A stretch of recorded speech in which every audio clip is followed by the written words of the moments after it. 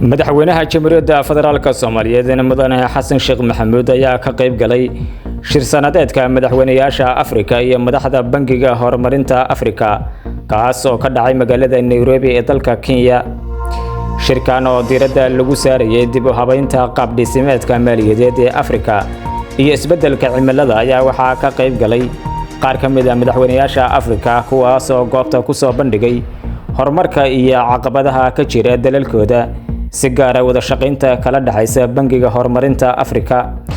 madaxweynaha Jamhuuriyadda Federaalka Soomaaliyeed ee Dr. Xasan Sheekh Maxamuud oo shirka ka hadlay ayaa madaxda Bangiga Horumarinta Afrika uga mahadceliyay wada shaqaynta iyo taageerada maaliyadeed ay Soomaaliya siiyaan isagoona hoosta ka xariiqay in ay Soomaaliya horumar iyo kobac xooggan ay ku tilaabsatay taas oo ku timid hufnaanta hannaanka maaliyadeed ee dalka Soomaaliya.